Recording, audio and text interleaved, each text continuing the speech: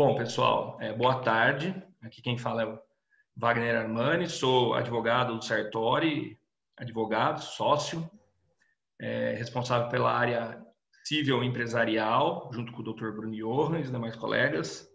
Em nome do Sartori Advogados, dou boas-vindas a todos que estão presentes aqui. Agradeço de coração aos participantes e aos debatedores. Então, sem mais delongas, dando início aí ao Sartori Talks, cujo tema é Desmistificando a Recuperação Judicial em Tempos de Crise. Gostaria de apresentar os nossos debatedores, o Dr. Arthur. Ele é mestre em Direito Penal e Direito Processual Penal, especialista em recuperação de empresas e falência pela Fundação Getúlio Vargas, doutorando pela Universidade de Coimbra, em Portugal, em Direito Penal Econômico e Empresarial. Integrou a Comissão Jurídica do Ministério Público para a Lei de Recuperação de Empresas e Falências, a Lei 11.101 de 2005, que é o objeto do nosso tema de hoje. Cofundador do Instituto Nacional de Recuperação de Empresas, do Instituto Brasileiro de Estudos de Recuperação de Empresas, escreveu diversos artigos jurídicos da Revista Eletrônica de Direito Recuperacional e Falência, foi conselheiro da Revista Jurídica Justitia, do Ministério Público do Estado de São Paulo, Associação Paulista do Ministério Público, membro da Comissão de Falência e Recuperação de Empresas, do INSP e do INSOL Internacional, especializado em recuperação de empresas de falência, autor de diversos livros e artigos. Dr. Arthur, muito obrigado pela presença, em todo o nome da equipe do Sartori. Eu também gostaria de apresentar o Lutz, sócio da área de Compliance e Investigações da Ernst Young, possui mais de 11 anos de atuação na área forense e é especialista em soluções preventivas e reativas de compliance e serviços forenses. Presta assistência a órgãos públicos, empresas listadas e de capital fechado, bem como de escritórios de advocacia. Possui vasta experiência internacional, além de mais de 6 anos de experiência em reestruturação financeira e gestão de riscos, especializando em investigações de fraude.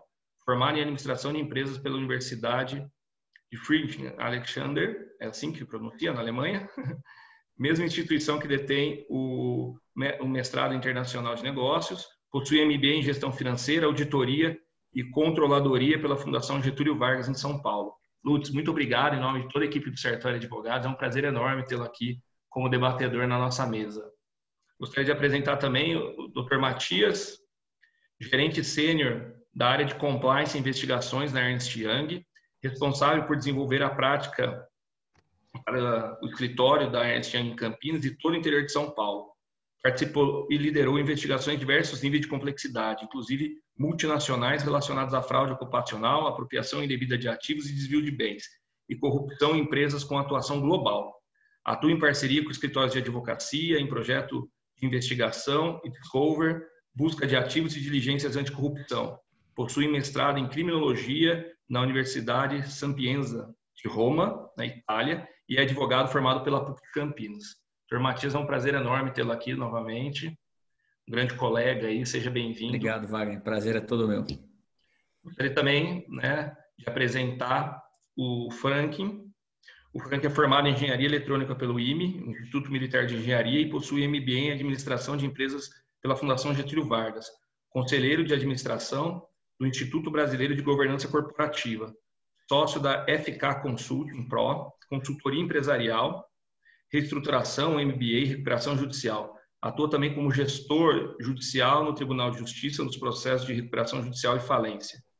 Continuado e como conselheiro de administração e conselheiro de família em empresas SA e familiares. Então, sejam todos bem-vindos aos debatedores. Vamos dar início. Sabia que você não ia falar meu nome inteiro, hein, Wagner? Eu sabia. Eu fiquei com medo, na verdade, do sobrenome de vocês, Então, essa parte eu tive que pular. Confesso, tentei decorar aqui, durante toda a manhã, mas infelizmente me faltou um pouco de expertise em outras línguas. Bom, pessoal, o evento de hoje, então, nós temos como a base a desmistificação da recuperação judicial, em tempo desse tempo de crise que nós estamos passando, Evidentemente que a recuperação judicial é um fenômeno que vai atingir diversas empresas, Seja pelo lado positivo ou negativo. Então, antes, para a gente poder dar uma abertura maior para o nosso público compreender o Instituto, eu gostaria de passar a palavra ao doutor Arthur para falar um pouco sobre a visão geral da recuperação judicial como jurista, né? E depois passar a palavra aos demais debatedores para passar também sua impressão sobre este instituto. Doutor Arthur, está com a palavra. Muito obrigado, Wagner. Aos prezados debatedores, Matias, Frank, Lutz, a todos que estão nos ouvindo. É um prazer muito grande estar aqui com a Sartori Advogados para participar desse momento muito próprio da nossa vida, né, social. E, sem dúvida alguma, muitas pessoas nos têm procurado, têm conversado com todos nós que somos especialistas na área a respeito do momento vivido pelo mundo. E se é o caso, efetivamente, de ingressar com uma recuperação judicial, né? Eu tenho um carinho especial pela Lei 11.101. Como você falou aí no começo, né? Eu fui um dos membros que participou da elaboração da lei, né? Eu posso dizer que eu sou, seria que eu falar, existiria essa palavra copai, né? Copai, né? Ou comparsa na elaboração da lei. E ela, como uma menina de 15 anos que está aí em vigência no Brasil, ela mudou bastante o nosso cenário, principalmente na área jurídica, principalmente na área empresarial. E eu tenho para mim que esse instituto em si, ele é muito bom. Depende, como tudo, né, de aperfeiçoamentos. Esses aperfeiçoamentos têm que ser feitos ao longo do tempo. E hoje pela manhã nós já acordamos aí com a notícia, né, de que a Câmara dos Deputados está dando uma entrada no projeto de lei para que desse a sua continuação para tentar mudar a legislação. Eu vou voltar a esse ponto depois, após ouvir os demais debatedores. Com a palavra, vai. Muito obrigado, doutor Arthur, pela sua visão geral sobre o Instituto. Eu vou passar a palavra ao Frank, né, que tem uma visão como gestor, né, como administrador, e poderá falar um pouco mais sobre a sua visão sobre esse Instituto. O Frank está com a palavra. Muito obrigado, doutor Arthur. Primeiramente, boa tarde, gente. Obrigado pela oportunidade de estar participando dessa discussão com gente especialista. Eu acho que muita gente, está se especializando nesse tema, né? Até porque tem sido voga aí de muitas notícias, principalmente agora, né? Por força maior ou de forma compulsória, esse cenário Covid acabou estressando bastante negócios. Muitos negócios tiveram que se transformar, muitos negócios, infelizmente, tiveram que fechar, né? Então, entendemos aí que, olhando o mercado, né? Uma visão assim científica, é uma evolução do mercado, né? Então, nessa evolução do mercado, a gente vai ter empresas que vão se transformar, empresas que vão quebrar, infelizmente, empresas que vão passar por dificuldades, né? E aí, comentando um pouquinho sobre a lei, ele é um instrumento jurídico, né? Mas que é suportado por dimensões que atende a parte jurídica, a parte de gestão, a parte de operações, a parte comercial, né? Ou seja, está tudo interligado para justamente tocar o negócio. O negócio é formado por pessoas, processos, leis, procedimentos. E aí estamos falando de dimensões que parte do pessoal vai trabalhar na parte comercial, na parte financeira, vai ter uma parte jurídica, vai ter a parte estratégica, vai ter o pessoal que vai estar focado somente na parte de procedimentos, para ver se uma parte do pessoal vai estar focado na parte de qualidade. Então, aqui eu estou colocando uma visão um pouquinho mais holística, né? E esse instrumento, às vezes, ele determinado da situação, como até o próprio doutor Arthur colocou, a gente tem que avaliar para ver se realmente é necessário, né, a empresa entrar em recuperação judicial, se aquele remédio é o remédio que realmente vai sanar os problemas e vai dar até caminhos, né, opções, dependendo, lógico, das ações, da execução de planos, né, opções de saída, né. Infelizmente, a gente tem uma estatística muito alta, né, de empresas que entram em recuperação judicial que, infelizmente, acabam não tendo sucesso quando optam por esse instrumento. Mas temos bons exemplos, né, de empresas que se reestruturaram, seja com a recuperação judicial e com a recuperação judicial, e que conseguiram se inovar, conseguiram permanecer, dar perenidade ao seu negócio. E eu acho que o mais importante aqui, que a gente está vendo aqui um grande movimento justamente a lei ela foca, tem um mote social, né? Justamente a parte de empregos, né? Então, acho que eu queria introduzir a discussão justamente falando que a lei, se ela bem aplicada, se ela bem trabalhada pelo jurídico, pelo pessoal de operação, pela gestão, olhando estratégia de negócio, a parte comercial, se todo mundo a relação com o cliente, a relação com os credores, né? Brinco assim que nesse cenário Covid, né? Você não tinha só que olhar contas a pagar, renegociar dívida, renegociar com fornecedores. Você tinha que olhar também a conta a receber, porque às vezes o teu cliente também está passando por esse mesmo momento que todo mundo aqui, né? Então, ou seja, teve gente que teve dificuldade de receber, ou seja, o cliente também teve dificuldade de pagar e receber. Então, uma reação em cadeia que infelizmente, né, acabou trabalhando, afetando o Brasil como um todo, né? Eu acho que o mundo como um todo. E aí agora estamos aqui nesse momento breve aqui para discutir justamente a aplicação, né? E eu acho que falar até de forma bem prática, né? Os prós e contras da lei, tá? Então eu acho que gostaria de introduzir dessa forma, tá, Wagner? E pessoal, vou passar a palavra para você aí, tá, Wagner? Muito obrigado, Frank. Eu depois vou também voltar a palavra para o Arthur, né? Gostaria de falar um pouquinho mais, até como jurista, né, e especialista na Lei 11.101 de 2005. Mas antes de voltar para o Arthur, eu gostaria de dar a palavra do Lutz sobre o Instituto, tá? Para ele poder falar um pouquinho sobre a visão dele e sobre também, né, a Ernest aí como atua nesse cenário, tá? Matias, você quer falar? Você prefere? Pode seguir com o Lutz? Sim, boa tarde, né, Wagner, muito obrigado. Eu acho que é um grande prazer, uma honra, na verdade, aí de estar aqui com vocês hoje, um prazer enorme. Eu acho que a gente aqui, né, como EY, a gente pode dar, acho que duas perspectivas aqui boas para o nosso debate aqui. Uma sendo que, como nós não somos, né, juristas, advogados, a gente pode realmente dar essa visão do business mesmo, né, que a gente atua com os nossos clientes assim no nosso dia a dia. E aí, em segundo lugar, assim como a gente vê aqui, não, o mercado de perto, a gente preparou para vocês aqui uma série de casos assim que a gente viu no nosso dia a dia para enriquecer aqui a conversa e a debate, tá? Matias, se você seguir aqui na apresentação, eu queria só apresentar só realmente rapidamente aqui como que a EY atua, né? Que vocês veem aqui as quatro grandes pilares aqui da EY como consultoria global. A gente atua lá e isso também em certos momentos toca também, né? A área de recuperação judicial. Por exemplo, em transações, né, que a gente vê lá que quando a empresa recuperando acaba sendo adquirida, né, ou fazendo um merge, né, com a outra. A gente atua também em IPOs, tem a parte aqui, o pilar aqui de consultoria, tanto de melhorias e de tecnologia, temos a parte de impostos.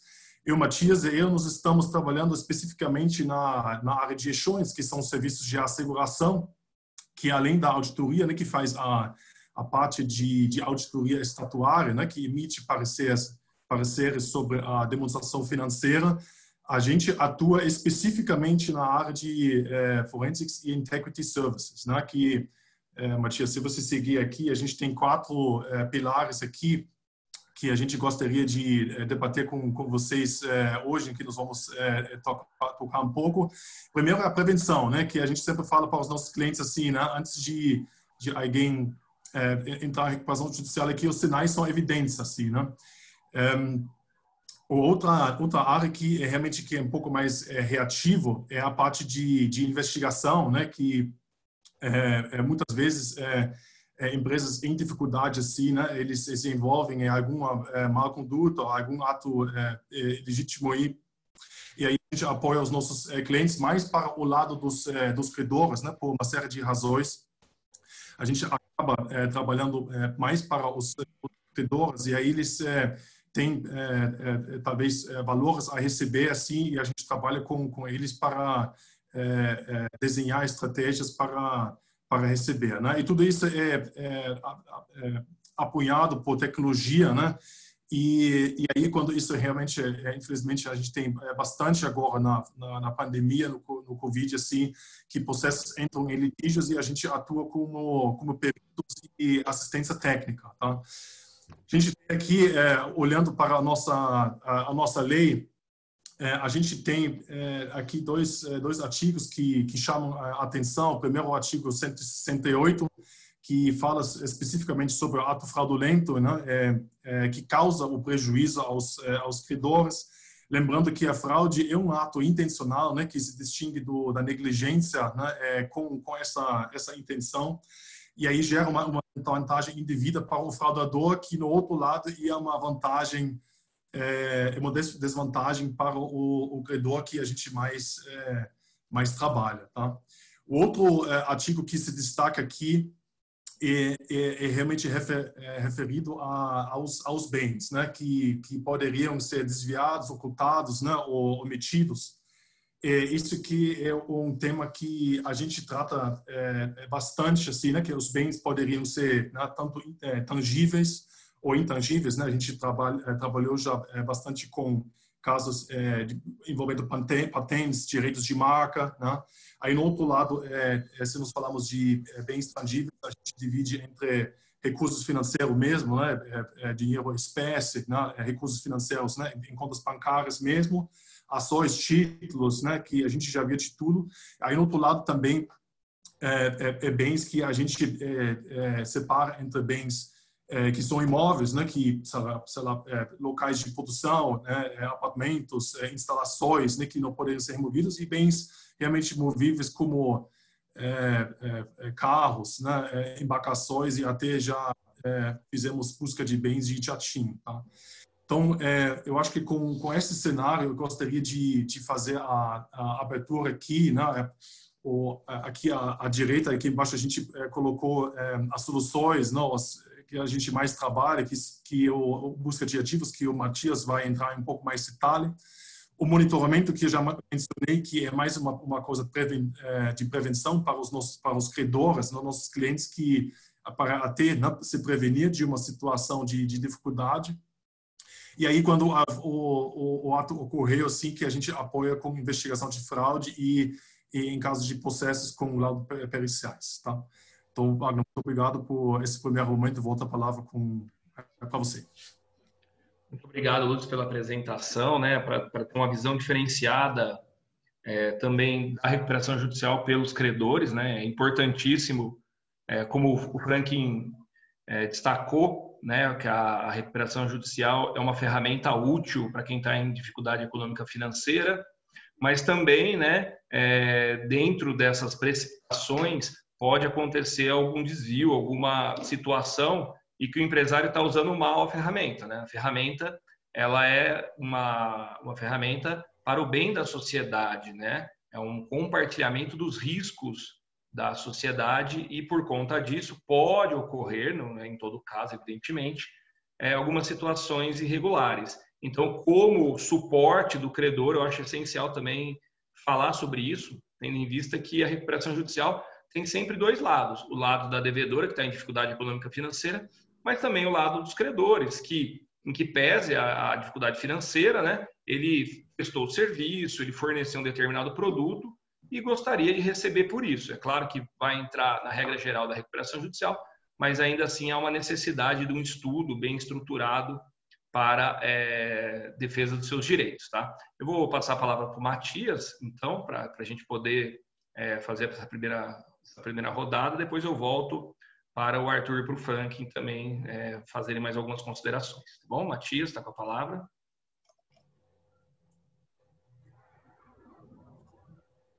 Obrigado, Wagner, por abrir aí essa oportunidade para a gente falar. Como você mencionou, essa ferramenta é uma forma de, obviamente, para vir ajudar ou auxiliar os empresários em recuperação de situação econômica difícil, mas muitas vezes ela pode ser usada de uma forma equivocada ou de uma forma mal intencionada também, né? E então isso muitas vezes a gente acaba atuando nessa segunda frente, ou seja, quando a pessoa já está com um espírito doloso prévio, né, para entrar com a recuperação judicial, e isso acaba deturpando um pouco o instituto enfim, ferindo os credores e as pessoas que teriam direito a recebimento dos bens. Eu vou voltar a compartilhar minha tela, que eu tinha tirado. Eu queria mostrar um pouquinho como que funciona, então, a parte específica da busca de ativos, tá? Que é uma forma em que a gente atua e acaba sendo uma boa ferramenta para os credores, né? Na hora de tentar recuperar ou identificar algum bem eventualmente não identificado previamente. Então, a nossa metodologia de busca de ativos, ela funciona em 4 grandes frentes, né? Então, a primeira fase, ela serve basicamente para identificar ou para focar naquelas pessoas ou empresas que eventualmente poderiam estar sendo usadas como interpostas pessoas para escamotear e desviar bens, né? Então, o que a gente faz? Via de regra, a recuperanda é uma pessoa jurídica, tem lá seus sócios e, naturalmente, esses sócios têm pessoas do seu círculo próximo, familiares, amigos, até funcionários, que podem ser usados como terceiros para sugar esses bens, o patrimônio dos sócios os credores não conseguirem se satisfazer, né? Então, uma vez definido esse rol de pessoas que a gente vai focar, que a gente chama de targets, né? A gente tem já o primeiro universo da onde os bens poderiam ter ido parar. E para isso a gente, obviamente, se vale de bases de dados comerciais, bases de dados públicas e bases de dados nossas também, próprias da EY, em que a gente faz essa pesquisa de relacionamentos que a gente chama, tá? Portanto, definido esse primeiro passo, a gente vai para uma segunda fase, em que é a fase de fato da busca pelo patrimônio, ou que eu costumo falar que é uma fase de buscar as evidências documentais, né? Então, a gente procura identificar bens móveis, bens imóveis, embarcações, aeronaves, em nome dessas pessoas que estão próximas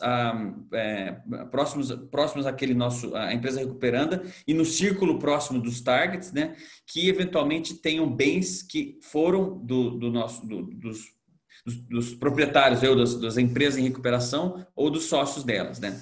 Então, essa segunda fase, primeiro, e cabe aqui destacar, óbvio que a Ernst Young trabalha com todos os padrões éticos e profissionais e que toda a documentação que a gente consegue evidenciar, ela tem um suporte, e obviamente um suporte legal, e portanto o uso em juízo disso é perfeitamente possível. Os nossos trabalhos, dentro da nossa prática de forensics, né, via de regra, eles são usados em juízo, tá? A maioria deles acaba sendo usado quando são serviços de reação, serviços reativos, ou seja, investigação de fraude, busca de ativos. O nosso produto de trabalho, ele pode servir para o uso em juízo e através dos nossos escritórios parceiros aí.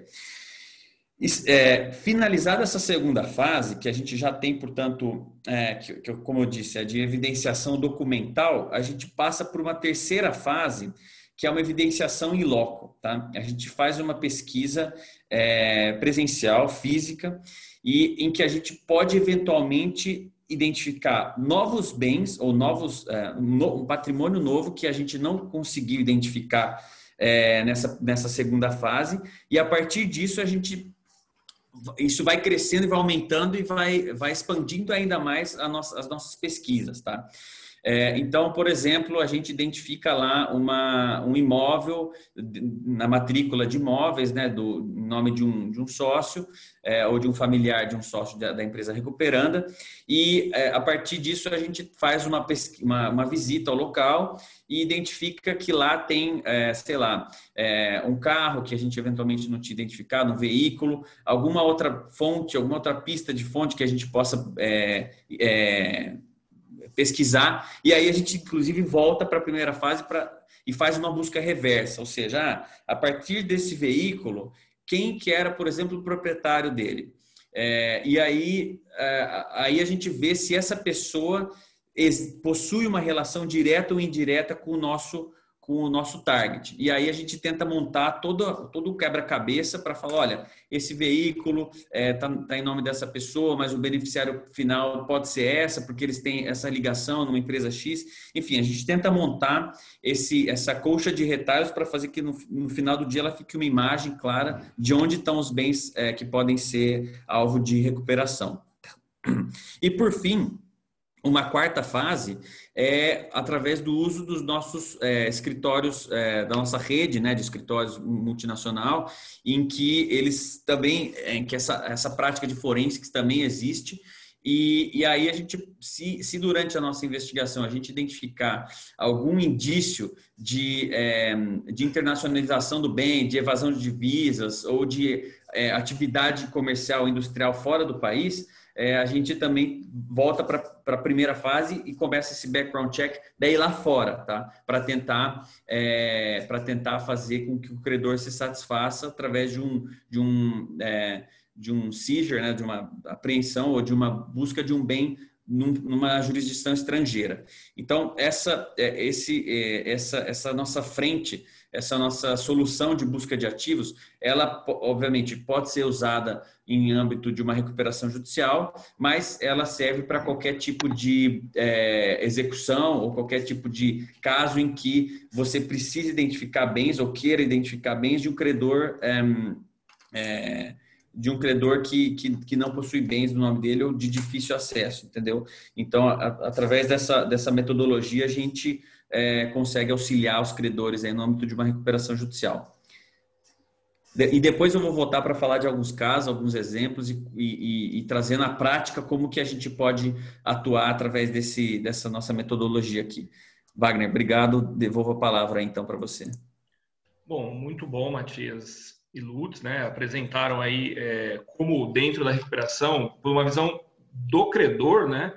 Como você pode aí fazer um pente fino, na verdade, né?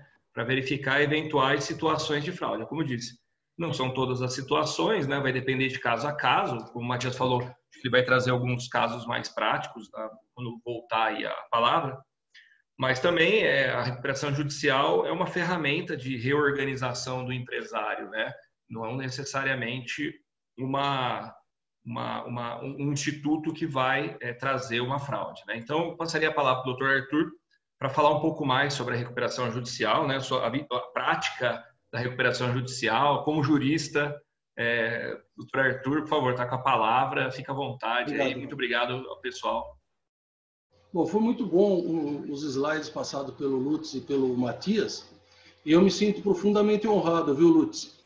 Porque você citou o artigo 168 e o de desvio de bens, porque foi uma das coisas que eu falei quando nós estávamos elaborando a legislação, que não existia crime de recuperação, de concordata.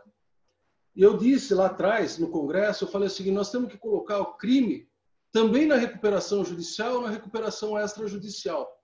E aí o pessoal achava ruim, porque todos eles falavam que só existia crime na falência.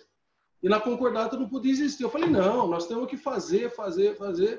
E a parte das maldades, eu consegui colocar todas, né?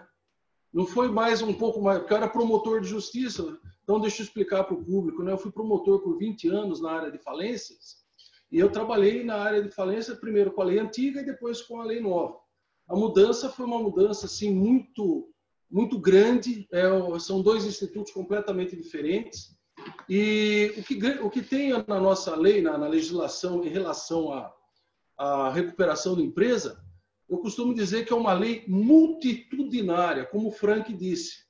Você tem o aspecto social, você tem o aspecto trabalhista, você tem o aspecto fiscal, você tem o aspecto do fornecedor, você tem o Código de Defesa do Consumidor, você tem todos os aspectos dentro da lei, da mesma lei, em que você está fazendo a tentativa de fazer com que uma pessoa jurídica, uma empresa que está passando por um momento de dificuldade econômica, ela consiga passar por esse período e voltar à ativa de uma maneira a estar compatível novamente com o mercado. Então, nesse momento que nós estamos passando agora, nós temos visto muitas empresas com dificuldades, mas as mais variadas possíveis, e o número de consultas cresceu vertiginosamente. Eu posso garantir para os senhores que foi um crescimento de aproximadamente 600% ou 700% em relação ao que eu tinha antes da pandemia. São muitas pessoas que nos procuram, principalmente por conta da nossa prática, né? São 20 anos trabalhando com a lei, especificamente o nosso objeto de trabalho é a lei, e muita gente costuma ficar preocupado com a situação que está vivendo. Evidentemente que alguns casos são realmente de se entrar com uma recuperação judicial, porque ele já estava mal antes da pandemia. E agora a situação se agravou, e com esse agravamento da situação é necessário realmente a pessoa entrar com recuperação. Uma das coisas que me chama a atenção, todo mundo pergunta, né? Ah, mas eu estou devendo muito imposto. Eu estou devendo imposto demais. Exato, mas isso não entra na lei. E esse é o grande ponto que as pessoas ficam em dúvida, mas eu vou entrar com recuperação por quê? Exatamente porque você precisa recuperar a empresa para gerir novos empregos, para manter a atividade produtiva, para depois você continuar pagando imposto lá para frente. Por isso que eu sou visceralmente contrário, eu abomino a ideia de que as fazendas possam participar das recuperações de empresa. Nós tivemos um julgado agora recente do Tribunal de Justiça, que deu à fazenda o direito de pedir a falência do empresário.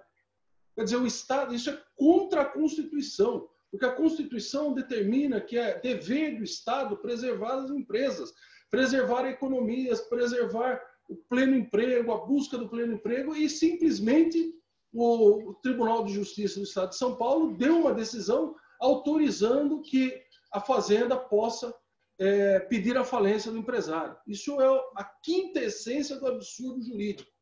E mais, ainda por cima deturparam o entendimento da doutora Adriana Pugliese, que é minha amiga, que faz parte do IBR com a gente, nós temos aí alguns casos em conjunto, deturparam o que ela disse para poder justificar. Ela está furiosa.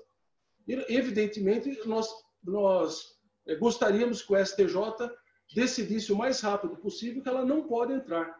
E mais, né, nós temos visto ao longo do tempo as fazendas querendo ingressar nas recuperações para dar palpite dentro das Assembleias Gerais de Credores.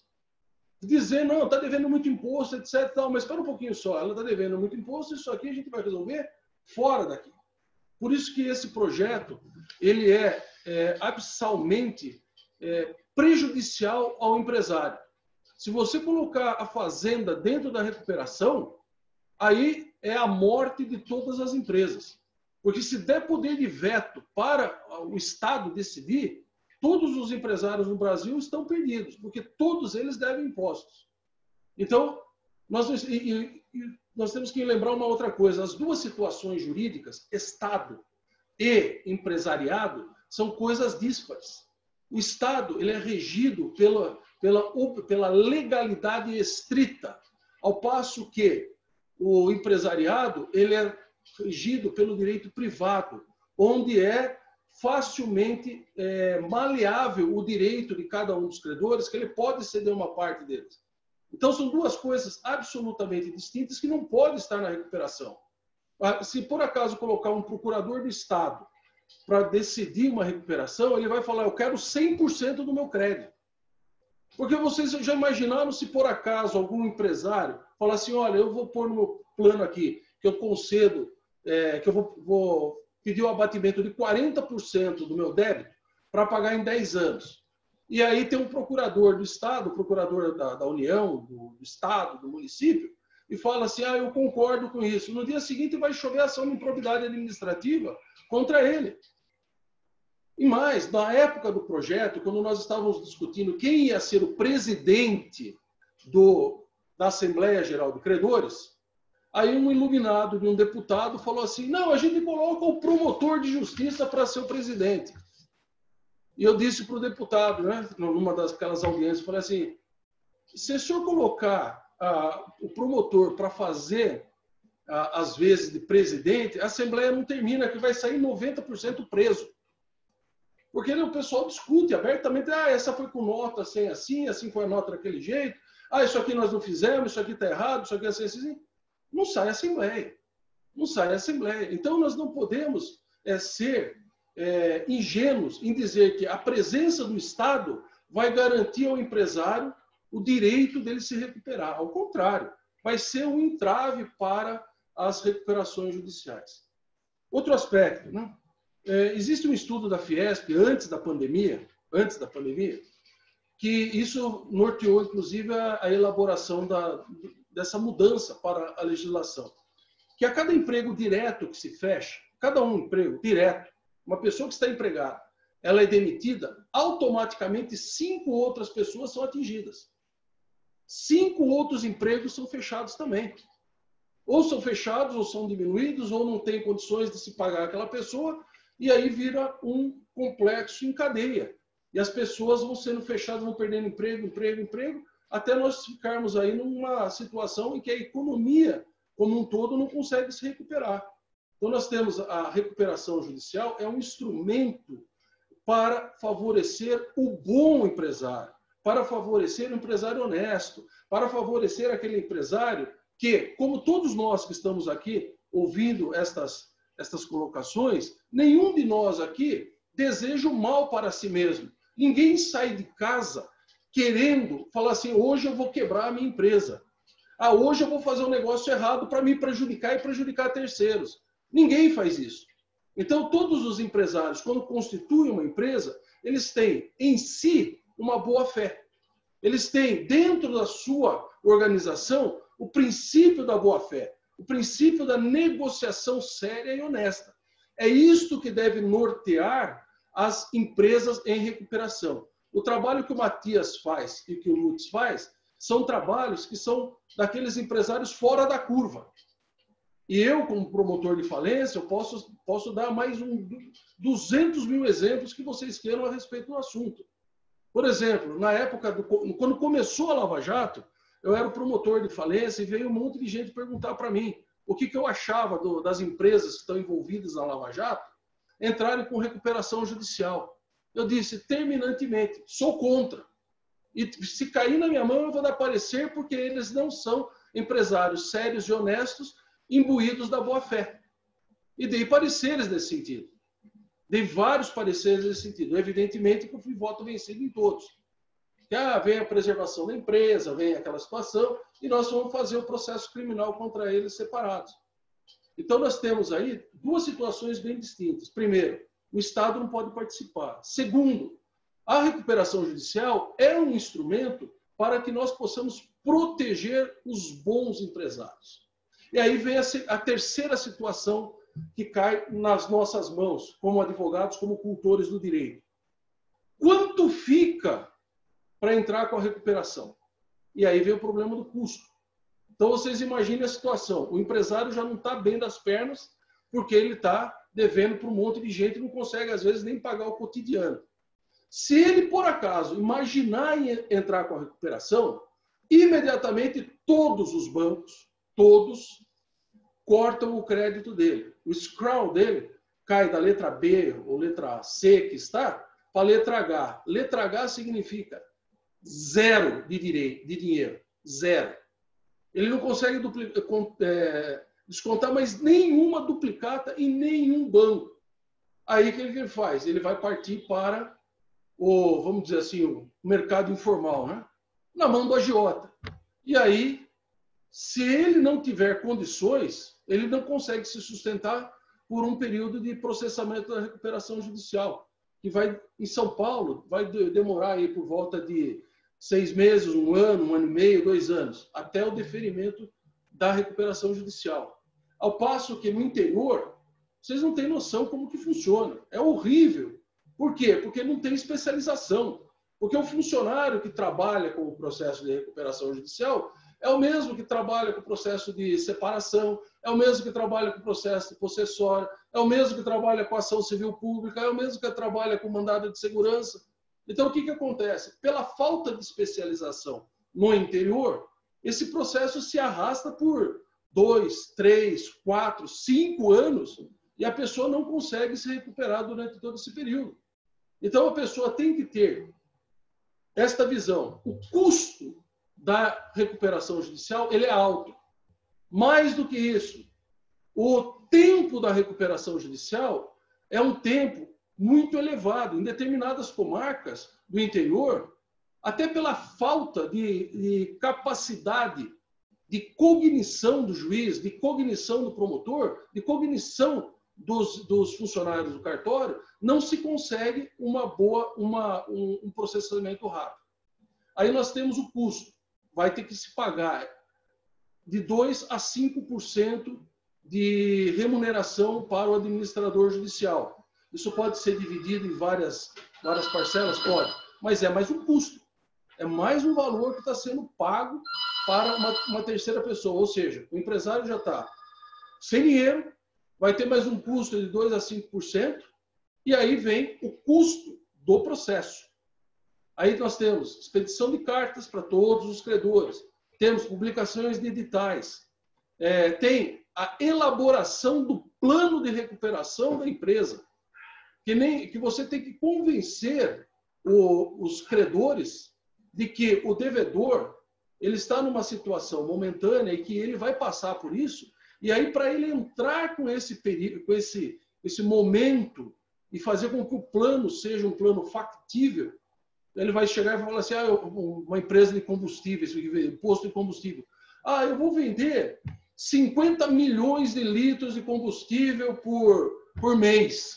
Aí a pergunta que você faz, o Frank vai fazer essa pergunta.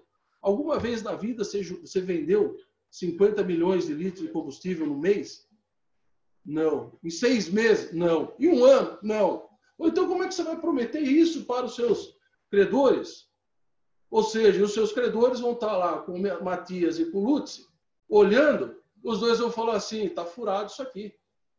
Não tem condições. Então você tem que procurar o profissional sério, o profissional que vai falar com você e vai mostrar frente a frente que você está errado em uma série de colocações. Então você tem que ter mais uma outra situação, que é agora a situação do processo. O processo é um processo custoso. O processo, você já perdeu o dinheiro e você já não está com situação boa. Você já não tem crédito nos bancos. Você tem que pagar, aí você tem que fazer a Assembleia Geral de Credores. Só que para você fazer toda essa Assembleia Geral de Credores, você já tem que entrar aquilo lá, como dizia Ulisses Guimarães, né? Que era o nosso deputado, o senhor constituinte. Ele falava assim, eu sou o melhor político do mundo. Eu já chego nas reuniões e resolvo tudo. Só que ele nunca tinha falado para ninguém que ele mandava todo mundo ficar brigando antes, 5, 6, 10 dias antes, até que chegasse no acordo, e quando chegava no acordo, ele chegava só para apertar a mão do outro deputado e falava assim, olha, nós fizemos um acordo, nós estamos aqui muito bem, nós somos aqui esta pessoa maravilhosa, blá, blá, blá, blá, blá, blá, blá. Então você tem que ter nas mãos aqueles credores, que eu costumo dizer, aqueles credores estratégicos, aqueles credores que são os credores que estão do seu lado, do lado do devedor, para conseguir a aprovação do plano. Então nós temos aí mais um outro caminho. Alguém que tenha capacidade de estar em companhia dos credores, e cada um dos credores, vamos supor que o sujeito seja uma siderúrgica que traz produtos do Brasil inteiro. Ele vai ter que ter credores no Brasil inteiro para poder fazer esta apresentação, esta conciliação para se chegar na recuperação judicial, na Assembleia Geral de Credores, e na Assembleia Geral de Credores conseguir a aprovação do seu plano. E agora existe aqui uma outra situação que já foi colocada, ventilada na lei, que está no projeto atual, que o credor pode fazer a substituição do plano de recuperação apresentado pelo devedor, o substitutivo. E aí vem uma série de... Nós já estamos discutindo isso há mais ou menos aí uns 6 meses, lá no IBR e no TMA, discutindo sobre, mas e se apresentar um plano? Poderia um outro credor apresentar um terceiro plano e o outro credor pode apresentar um quarto plano? Podemos apresentar um quinto plano? Qual plano seria o melhor? Aquele que é o credor que tem R$1 milhão para receber ou aquele credor que tem R$100 milhões para receber? Qual dos dois tem o melhor plano? Ou esse que tem 100 milhões, que vota na Assembleia pelo valor do seu crédito, diferentemente das micro e pequena empresa que vota pela cabeça, e diferentemente dos trabalhistas que vota pela cabeça, pelo número de pessoas presentes, ou aquele credor de R$100 mil. Nós já temos aí essa discussão. Quer dizer, no Brasil, alguém cria uma lei. Quando surge a lei, aí alguém fala assim, você não conhece o brasileiro. O brasileiro vai começar a discutir o ponto e a vírgula que está na lei. Ou ponto, depois onde é ponto não é ponto, é vírgula, onde é vírgula não é vírgula. E aí nós temos uma série de situações para se pensar antes de entrar com a recuperação judicial. Aí temos mais uma outra situação, né? bem interessante. Quando entrar? Quando entrar? Eu costumo dizer que nós precisamos entrar quando a água já chegou, passou da linha da boca, já está no último estágio para chegar no nariz. Que aí nós já estamos naquele momento que não tem saída. Se a empresa for economicamente viável, aí esse é o momento de entrar. Quando? Começam os protestos, começam os bloqueios judiciais, começam os bloqueios trabalhistas, começa aquele monte de decisões contrárias à empresa. Aí você tem um período, que é exatamente o nome diz, né, na recuperação judicial, um período para se recuperar, valendo-se do instituto judicialmente. Esse momento do turnaround, né, que você vai brigar para tomar o fôlego e voltar para o próximo assalto. Né? Só que você está enfrentando do lado de lá quem? O Mike Tyson, o Evander Holyfield, né? E você está lá um peso pena, né? Você está enfrentando lá o Lutz, o Matias, e do lado de cá, os mortais devedores, né? Tem quem de advogado? Tem o Zé Chulé lá, o Zezinho, né? Só que com o Zezinho você não consegue nada. Sabe aquele... o empresário pensa assim, quem eu vou contratar? Aí procura o professor Wagner. Aí o Wagner fala assim, eu vou cobrar R$100 milhões para fazer a recuperação. Eu falo, não dá, não tem condição. Quem eu vou procurar? Aí alguém fala assim, tem o sobrinho de um primo meu que acabou de se formar, o menino é bom, passou, está estudando para ser promotor, para ser juiz. Quem sabe ele não faz um trabalho bom? E aí o cara não tem experiência.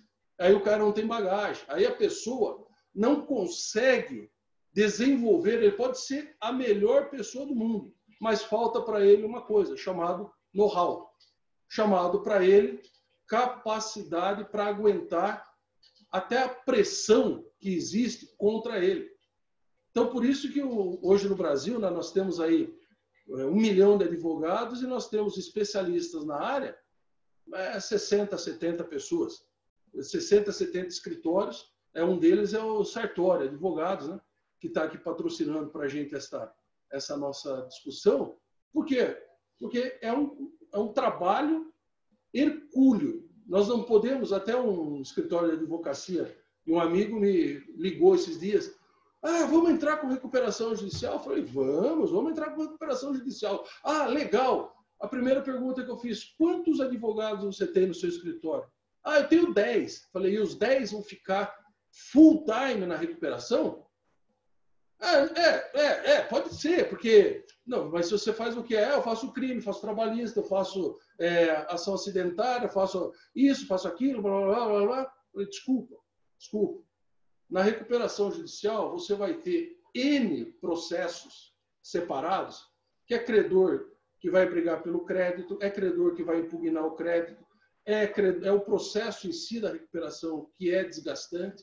Então, nós temos aí N situações para se pensar antes de tomar uma atitude que é a recuperação judicial. Então, a gente precisa imaginar, e isso ninguém fala, né? Ninguém conta no dia a dia, né? A dor, né? Ninguém fala para a pessoa, olha, vamos entrar com a recuperação judicial? Ah, vamos. Só que não conta os custos, não conta os percalços, não conta os problemas, não conta os crimes e não conta que vai ficar sem dinheiro. Então, penso eu que o processo de recuperação tem que ser alguém que tenha capacidade para isso e alguém que tenha condições de levar adiante esta recuperação. Obrigado pela atenção dos senhores. Excelente fecho, Arthur. Foi muito bom mesmo, um aspecto jurídico aprofundado e bem específico do tema, né? Você, como um grande jurista aí, agradeço a presença. E dentro da sua fala, né, deu para perceber que o processo ele não vai ser único e exclusivamente tocado por um advogado, né? Que há uma necessidade de outros profissionais, uma interdisciplinaridade muito grande, né? E pessoas especializadas em administração de empresas, pessoas especializadas em contabilidade, em economia. Então, acho que é um momento, inclusive, da gente passar a bola aí para o Frank, que tem uma expertise nessas áreas e muitas outras, para falar um pouco, sem a questão jurídica, né? Evidentemente que faz parte do processo de recuperação judicial, mas também essa interdisciplinaridade aí. Frank, está com a palavra aí, acredito que você vai acrescentar em muito as falas do Arthur e do Lutz e do Matias. Fica à vontade. Depois dessa fala aí que o Arthur, o Matias, o Lutz falaram aí, vou ter que caprichar um pouquinho aqui, né? Vamos lá, eu vou acabar compartilhando aqui uma tela para poder justamente mostrar para vocês uma visão geral do maturidade de negócio, né? Eu gosto sempre dessa figura lúdica, tá? Que ela mostra justamente o negócio crescendo, nascendo, né? Startups, ela crescendo, né? A todo vapor aí e alcançando também um nível de maturidade. Quando eu falo nível de maturidade, eu estou falando também das pessoas, né? Dos processos e também dos produtos também, o que ela vende, a prestação de serviço. E aí chega algum momento aí que eu até pintei um quadrado aí, sinais de alertas, né? Onde há necessidade quando você tem esses sinais de alerta, de você se preparar para um processo de melhoria, um processo de inovação ou talvez uma transformação que precisa até de uma recuperação judicial. E aí, no canto direito aqui, é justamente se a empresa ela não tomar essas ações, né? Seja usando a recuperação judicial para poder ter um fôlego financeiro, evitar bloqueios ou tentar outros processos que o Arthur listou aqui, ela pode, infelizmente, infelizmente, como a gente até viu nesse cenário, ela não se recuperando muito rápido, não reagindo muito rápido, ela entrar em liquidação e falência, né? E aquelas que estão conseguindo se inovar, se mexer muito rápido, né? Vou dar um exemplo aqui da loja Magazine Luiza, né? Ela na pandemia ela já tinha uma plataforma de marketplace, de venda, né? Então ela não teve tanto impacto, entre aspas, nessa situação. Teve queda de receita, obviamente, teve diminuição de resultados. Mas a loja 100, por exemplo, que é bastante conhecida aqui em São Paulo, né? Ela não tinha uma plataforma de venda online. Então, ela demorou 2, 3 meses para poder desenvolver isso. Então, ou seja, quando a gente fala em preparar até a empresa, verificar se ela está pronta ou não, né? Vou aproveitar o que o Arthur colocou aqui, né? Falei, será que quando eu tenho que entrar em recuperação judicial, quando eu estou aqui, de repente, com o nariz aqui na água, de repente, estou começando a ter bloqueios? Essa são as principais, a principal, acho que, situação que leva o empresário, os funcionários a procurarem esse instrumento. Mas tem todo um trabalho de preparação, né? Como foi até colocado aqui, quando você entra em recuperação judicial, gente, você acaba até entrando no blacklist. O pessoal fala que não existe, mas você, deixa eu colocar de outra forma, você perde crédito no mercado. Então, você já fica tarimbado, colocado um carimbo na testa que você está, infelizmente, em recuperação judicial ou é um mau pagador, né?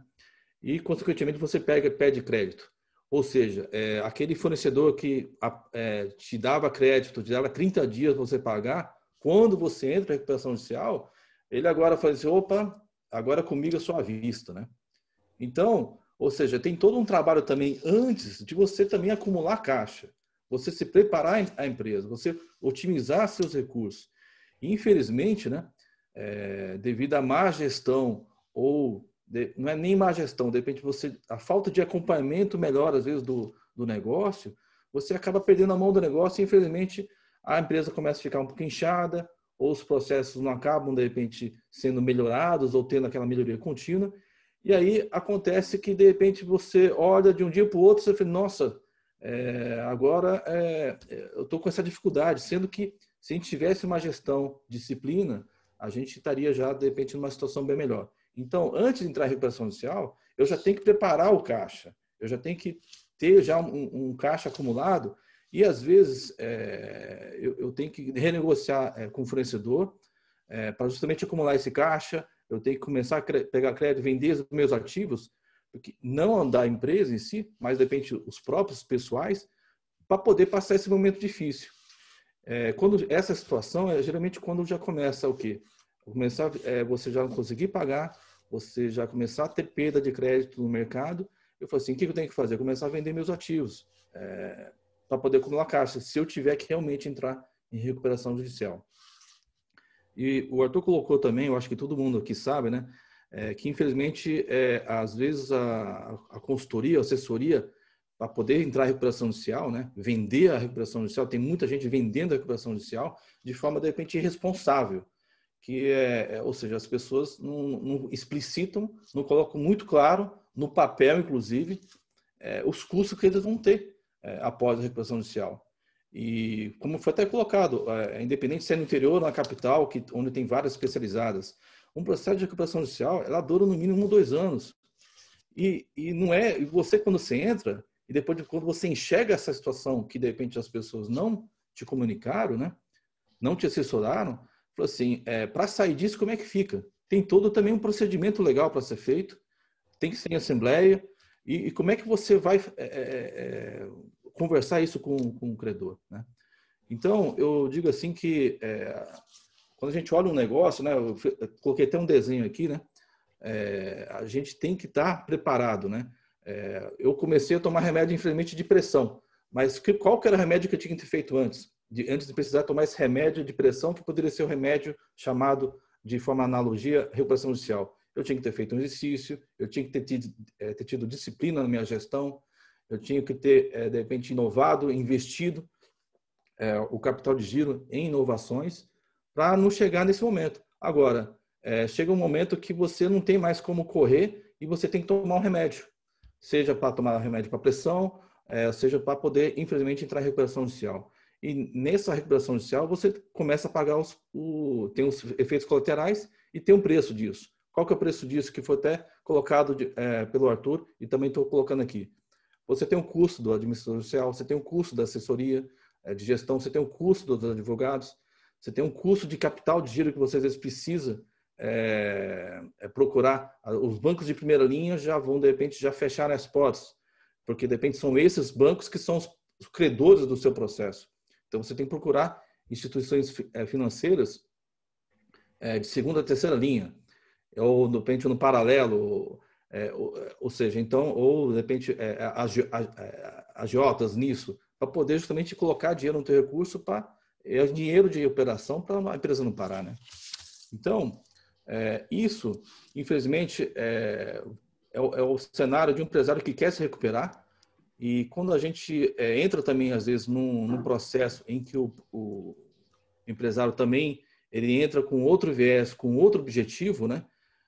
Penso assim, a lei de recuperação judicial, né, que está nesse quadro maior aqui, que mostra de forma geral o processo de recuperação judicial, pelo menos os principais cronogramas, né? O pedido, a entrada do pedido, a aprovação desse pedido, os 6 meses de stay period, ou 6 meses que você não tem um bloqueio, né?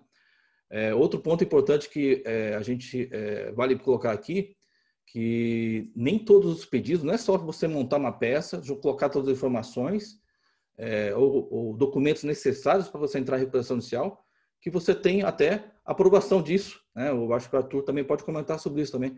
Não é o fato de eu colocar toda a documentação, montar uma história, que, opa, o juiz vai lá avaliar e vai provar que eu vou ter isso. Não. Eu tenho que mostrar que eu tive realmente vontade de negociar. Eu tenho que mostrar com dados e fatos que meu negócio realmente foi prejudicado, às vezes por motivo de força maior, ou que, infelizmente, até por erro meu, eu estou entrando em recuperação judicial e eu estou sumindo e eu estou buscando uma saída para isso, né? E esse quadro que eu estou colocando aqui é justamente que, para mim, o processo ele se baseia justamente na seguir à risca a Lei 11.101, e ter uma gestão eficiente e ter execuções, decisões para justamente mudar o negócio. Não adianta nada, às vezes, eu vejo muitas empresas que a gente assessora que, às vezes, entra em recuperação judicial e eu não faço nada para melhorar. Por quê? Aquela sensação, porque quando a gente entra em recuperação judicial, a gente deixa de pagar justamente as dívidas, né? Tem lá um período onde eu não sofro bloqueios, e tem um período que eu deixo de pagar minhas dívidas. Esse é um período importantíssimo para poder eu melhorar a empresa e um período importantíssimo para poder acumular caixa. Porque, ou seja, se eu não estou pagando as dívidas, eu estou acumulando caixa. E esse dinheiro não é para continuar mesmo nas retiradas ou de continuar gastando de forma irresponsável. É para poder preservar também, porque daqui a um ano ou 1 ano, 2 anos, quando eu tiver a assembleia iniciar o plano, eu tenho que ter melhorado meu negócio e eu tenho que ter uma poupança, um caixa ali para quê? Para poder pagar essas minhas dívidas, né? Quando você geralmente entra em recuperação judicial, a empresa já está numa geração de caixa negativa, então você já tem que transformar muito rápido, você tem que, às vezes, infelizmente, reduzir pessoas, infelizmente, às vezes, de repente, diminuir um pouquinho a sua linha de produtos, né? Verificar quais que tem margem ou não. Simples assim, às vezes tem que a gente transformar o negócio num tamanho que gere lucro, né? Uma empresa que fatura 100 milhões e gera caixa negativa de 1 milhão, pode ser, nossa, uma empresa de 100 milhões. Olha, quem que de repente tem mais lucro e consegue gerar mais emprego? Às vezes é a empresa que gera 50 milhões de faturamento e gera 1 milhão de caixa positivo, gente. Então, o faturamento é um ponto importante para olhar, mas a geração de caixa é um dos principais pontos que a gente atua para poder justamente verificar e alavancar bastante a oportunidade de melhoria de receita e despesa, tá? Então, eu coloquei aqui, às vezes, falei um pouquinho mais sobre a parte de gestão. Às vezes, um outro ponto que a gente tem começado a trabalhar, né, é a parte de gestão judicial, né, que é um outro meio que a gente enxerga que, com a aprovação do devedor, do credor e assembleia também, a gente um novo jeito célere, transparente de você tocar uma recuperação judicial. Eu falei assim, Frank, não estou entendendo. O que é gestão judicial? Geralmente tem lá o artigo 64 que tem um viés muito forte quando o devedor ele comete uma fraude ou faz alguns desvios, né? E aí entra justamente esse artigo que, ao invés do juiz convolar e decidir pela falência, ele pode dar uma chance ao negócio, se o negócio for bom, a ter uma gestão afastando os acionistas, uma gestão profissional. Ou seja, ter outro auxiliar da justiça assumindo o lugar do controlador para tocar o negócio de forma até transparente. E isso, a gente, pela nossa experiência, por ter atuado nesses casos, você vira controlador, eu fico como responsável técnico, ou seja, você começa a dar credibilidade ao mercado, fundos de investimentos ou bancos que antes tinham receios de, às vezes, abrir crédito, aportar dinheiro, quando o controlador era o devedor, agora com uma gestão eleita inclusive por ele ou pelos credores ou colocada pelo juiz, isso dá mais transparência e mais conforto, né? Bem, eu coloquei vários pontos aqui, tá, Wagner? Pessoal, o assunto aqui é bem rico, é vasto, dá para explorar. Eu acho que o tempo nosso aqui é pouco para tanta conversa de boteco, muitas histórias, eu acho que cada um tem aqui debaixo do braço. Então, eu tentei aqui tentar o mais breve possível, colocando vários pontos para, de repente, numa próxima oportunidade, o pessoal contata a gente para a gente explorar aqui, tá? Não, Frank, eu que agradeço aí a apresentação, como nós sacamos no começo, né? É um tema tão gostoso de conversar e de tratar, né? Ainda mais com vocês, com o Lutz, com o Matias, com o Dr. Arthur, com você, Frank, que a gente precisaria marcar aí várias rodadas, né? e vários momentos para falar de cada ponto. Se a gente cortasse a recuperação judicial, nós teríamos, desde a premissa antes da propositura do pedido, né, uma análise econômica, uma análise jurídica, durante a recuperação judicial, né, como alavancar, como administrar, e aí pelo lado do credor, como o Lutz e o Matias trouxeram, também a análise de fato a recuperação judicial um caminho correto, não é, quais os atos, né, e pelo credor ter uma visão bem ampla sobre o negócio, mas a explanação de todos foi excelente. Infelizmente, nós estamos com pouco tempo, né? A gente tinha programado até as 16 horas, passamos aqui 7 minutos. Eu gostaria de agradecer, em nome da Sartori, imensamente a todos vocês, os debatedores. Doutor Arthur, brilhante colocações jurídicas, muito obrigado. Doutor Matias, foi meu colega e agora fez muito bem aí a participação sobre o lado do credor. O Lutz também foi muito bem aí na apresentação, muito obrigado, engrandeceu muito o Lutz. E o Franklin encerrou, né, mostrando aí que a recuperação judicial vai além do aspecto jurídico também. Ela tem uma visão, né, fora da caixa, ela tem que ter uma visão econômica, né, entrar com o pedido de recuperação judicial por entrar, como se fosse uma ação comum de cobrança, né? O doutor Arthur destacou bem isso, né? Não é qualquer advogado, não é qualquer profissional que pode conduzir uma ação de recuperação judicial, assim como o Lutz e o Matias demonstraram também que o jurídico dos credores também precisa de um apoio para o momento da recuperação judicial, né? Para ter uma visão mais ampla. E o Frank aí veio arrematando de uma visão econômica, uma visão financeira, fantástica aí para os empresários entenderem também que a empresa é além daquela atividade do dia a dia, né? Ou você tem uma prospecção de caixa, ou você faz o colchão, ou você se prepara aí para se recuperar economicamente, porque, querendo ou não, o pênalti da recuperação judicial é alto. A não aprovação pode causar a falência do empresário, né? E como o doutor Arthur bem destacou, as empresas que não são viáveis economicamente têm que sair do mercado, e a saída do mercado é a falência. Então, o destaque foi ótimo, porque vocês demonstraram aí a importância de todos na participação desse processo, desde o jurista como o Dr. Arthur, até a Ernest, aí demonstrando todo o processo, né, e a evitar fraudes, e o Frank também a importância de um gestor, de um administrador, de um economista, de uma visão econômica sobre o tema. Muito obrigado novamente. O Sartori agradece de coração a todos os presentes. O público foi ótimo, muito obrigado. Eu estou vendo aqui vários alunos da Faculdade de Direito da PUC, vários colegas advogados, outros empresários aqui. É muito bom ter vocês aqui, né? A Sartori agradece de coração, então, aos debatedores, agradece a todos os presentes. Tenham um excelente dia, uma boa semana para vocês. Muito obrigado, um abraço, doutor Arthur, minha tia, Frank, Lutz. Obrigado, Wagner. Obrigado a todos aí. Um abraço. Um abraço. Obrigado, pessoal.